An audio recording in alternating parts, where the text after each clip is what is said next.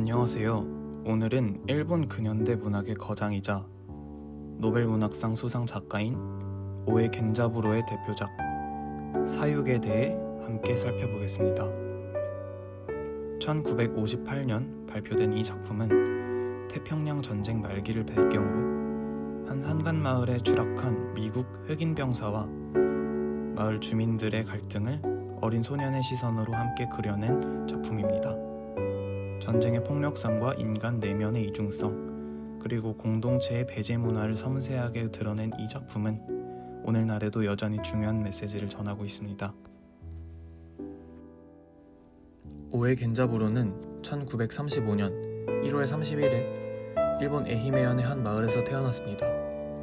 10세에 일본의 패전을 맞으며 전후 민주주의 사상의 세례를 받으며 자란 세대입니다. 18세 프랑스 문학을 공부하기 위해 도쿄로 상경한 그는 도쿄대학 불문과에 재학 중이던 1957년 만 22세의 나이에 사육으로 일본 최고 권위의 문학상인 아쿠타가와상을 수상하며 화려하게 문단에 데뷔했습니다. 1994년 가오바타 야스나리에 이어 일본에서 두 번째로 노벨 문학상을 받은 오에는 수상 소감에서 과거에 새겨진 고통스러운 기억을 지닌 자로서 아름다운 일본의 나라고 말할 수 없다며 일본의 침략 역사에 대한 성찰을 강조했습니다. 2023년 3월 3일 88세의 나이로 생을 마감할 때까지 평화 헌법 수호와 반전운동에 헌신했던 일본의 양심이었습니다. 사육의 시간적 배경은 1945년 여름 태평양 전쟁이 막바지에 이른 시점입니다. 일본 본토가 연합군의 공습에 시달리던 시기로 전황은 일본에게 절망적이었지만 대부분의 일본 민중들은 여전히 승리를 믿고 있던 때입니다. 공간적 배경은 도시에서 떨어진 일본의 한 산간 마을입니다. 이곳은 전쟁의 영향을 거의 받지 않고 있던 평화로운 곳으로 마치 태평양 전쟁과는 무관한 우화 같은 공간으로 묘사됩니다. 이러한 공간 설정은 일본이라는 국가 자체를 상징하는 동화적이며 상징적인 장소로 해석됩니다.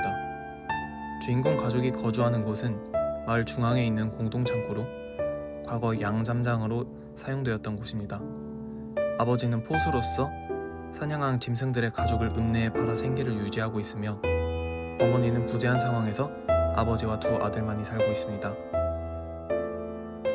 이처럼 격리된 산간마을이라는 배경은 외부 세계와의 단절을 통해 폐쇄적인 공동체의 특성을 부각시키며 동시에 전쟁이라는 거대한 폭력이 이런 평화로운 공간까지 침투하는 상황을 극적으로 보여줍니다. 작품의 화자이자 주인공은 10세 남짓한 소년입니다. 어머니의 부재로 인한 아버지와 남동생과만 살고 있으며 굶주림과 정서적 결핍을 겪고 있어 관계와 소유에 대한 갈망을 보입니다. 순수하면서도 호기심 많은 아이로 어른들과는 다른 시각으로 흑인 병사를 바라봅니다. 흑인 병사는 미군 비행기 추락 사고의 유일한 생존자로 마을 사람들에게 포로로 잡혀온 인물입니다. 처음에는 위험한 적으로 여겨지지만 점차 온순하고 손재주가 좋은 모습을 보여줍니다. 고장난 의족을 수리해주고 멧돼지 덫을 고치는 등 마을에 도움을 주기도 합니다. 마을 어른들은 궁핍과 패전 공포가 뒤섞여 공적 폭력을 정당화하는 평범한 농민들이고 마을 유지는 촌장 겸 의용군 지휘관으로 배제의 규칙을 만들고 군사적 명령을 내리는 권력의 얼굴입니다. 나와 동생은 딱딱한 껍질과 두꺼운 과육으로 단단히 쌓인 조그만 씨앗이었다. 너무 연하고 울러서 조금이라도 바깥바람에 조금이라도 노출되면 금방 벗겨져 나갈 얇은 속껍질에 감싸인 푸른 씨앗이었다. 그리고 딱딱한 바깥 세상, 지붕에 올라가면 보이는 멀리 좁다랗게 반짝이던 바닷가, 굽이굽이 물결치는 산맥 너머의 돈시에서는 오랫동안 계속되어 전설처럼 거대하고 약간은 머쓱해진 전쟁이 답답한 숨을 토해내고 있었다.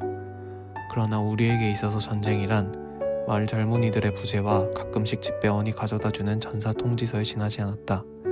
전쟁은 딱딱한 껍질과 두꺼운 과육까지는 침투하지 못했다. 요즘 들어 가끔 마을 위를 지나가기 시작한 적의 비행기도 우리에게는 특이하게 생긴 한 종류에 지나지 않았다. 어느 날 새벽 전쟁의 영향을 거의 받지 않던 산골 마을에 적군 비행기가 추락합니다. 산속에서 불탄 비행기에서 흑인 병사 한 명만이 낙하산으로 탈출해 살아남아 마을로 끌려옵니다. 마을 사람들은 처음 보는 흑인에게 공포를 느끼며 그를 지하창고에 가둡니다. 흑인 병사의 양쪽 발목에는 멧돼지 덫으로 쓰는 쇠사슬이 묶여 있어 그가 걸을 때마다 소리를 냅니다. 소년의 아버지는 흑인 병사를 짐승과 다를 바 없다며 온몸에서 소냄새가 난다고 말하며 동물처럼 취할 것을 지시합니다. 시청에서는 책임 회피만 하려 할 뿐 명확한 지시를 내리지 못하고 결국 도청에 회답이 있을 때까지 마을에서 그를 복원해야 한다는 통보만 내려옵니다. 소년은 흑인 병사에게 음식을 날라다 주는 역할을 맡게 되면서 그를 직접 사육하게 됩니다. 초기 공포심과는 달리 소년은 점차 흑인 병사에게 흥미를 느끼기 시작합니다. 총을 든 아버지가 지켜보는 가운데 음식 바구니를 내려주는 일상이 반복되면서 소년은 그를 참 크기도 한 사냥감이라고 생각하게 됩니다. 멧돼지 덫에 묶인 흑인 병사의 살갗이 벗겨져 염증을 일으키는 것을 본 소년은 그 덫을 풀어주기로 결심합니다. 그는 흑인 병사가 자신들에게 해를 끼치지 않을 것이라고 믿었고 어른들도 이를 묵인합니다. 자유가 된 흑인 병사는 마을에 도움이 되는 일들을 합니다. 고장난 멧돼지 덫을 수리하고 읍내 서기에 부러진 고무다리를 고쳐주어 다시 쓸 수 있게 해줍니다. 점차 마을 사람들은 그를 지하 창고에서 나오게 하여 마을을 산책시키고 함께 강에서 물놀이를 하기도 합니다. 아이들과 흑인 병사 사이에는 언어를 초월한 인간적 유대가 형성됩니다. 소년은 그를 더할 나위 없이 멋진 가축이요 천재적인 짐승이라고 여기며 특별한 애정을 키워나갑니다. 우리 마을 아이들은 완전히 검둥이 군인의 포로가 되어 모든 생활의 구석구석을 검둥이 군인으로 채웠다. 검둥이 군인은 전염병처럼 아이들 사이에 퍼지고 침투했다. 그러나 어른들은 자기들 일로 바빴다. 어른들은 아이들의 전염병에 걸리지 않았다. 좀처럼 오지 않는 읍사무소의 지시만 기다리고 앉아있을 수는 없었다.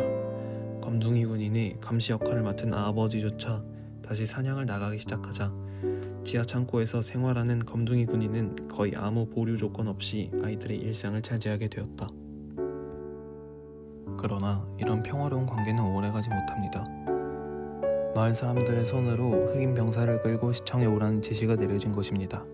읍내 서기가 와서 곧 군대가 흑인 병사를 넘겨받으러 올 예정이니 읍내까지 호송해달라고 부탁합니다. 낌새를 눈치챈 흑인 병사는 소년을 인질로 잡아 지하 창고에 들어갑니다. 소년은 그의 포로가 되면서 분노감과 굴욕감 그리고 배신당함 슬픔에 휩싸입니다. 친구라고 생각했던 흑인 병사가 단변에 적으로 변신한 것입니다. 마을 사람들은 지하 창고의 자물쇠를 깨뜨리고 우르르 몰려 들어갑니다. 흑인 병사는 소년을 방패로 삼아 몸을 피하려 하지만 소년의 아버지가 자루가 긴 낫을 휘둘러 흑인 병사의 두개골과 소년의 왼손을 동시에 내려칩니다. 이틀 뒤 의식을 찾은 소년은 흑인 병사의 사망 소식을 듣게 됩니다. 아이들이 비행기 꼬리로 썰매를 타며 놀고 있을 때 외다리 서기도 바위에 부딪혀 슥사합니다. 소년은 연이은 죽음의 표정에 익숙해지고 있는 자신을 발견하며 먼 나라 일처럼만 느껴지던 전쟁이 자신을 덮쳐왔다는 사실을 깨닫게 됩니다. 나는 아이들에게 둘러싸이는 것을 피해 서기의 시체를 버려두고 풀밭에서 일어났다. 나는 갑작스러운 죽음, 죽은 자의 표정, 때론 슬픈 표정이고 때론 웃는 표정인 그런 것들에 급속하게 익숙해져 갔다. 마을 어른들이 그랬듯이 아마도 검둥이 군인을 태우기 위해 모아놓은 장작으로 서기의 화장이 이어지리라. 나는 눈물이 솟아오르는 눈을 들어 아직 한 조각의 빛이 남아있는 좁다란 하늘을 올려다본 다음 동생을 찾으러 풀밭을 내려갔다. 사육은 여러 층위에서 깊이 있는 메시지를 전달합니다. 가장 근본적으로는 전쟁의 참혹성과 폭력성을 고발합니다. 전쟁은 평화로운 상간마을까지 침투하여 순수한 아이들의 세계를 파괴하고 인간을 짐승으로 전락시키는 비인간적 현실을 적나라하게 보여줍니다. 작품은 인종차별과 배제의 문화를 날카롭게 비판합니다. 흑인 병사를 짐승으로 규정하고 사육하는 마을 사람들의 행동은 타자에 대한 두려움과 편견이 어떻게 폭력으로 이어지는지를 보여줍니다.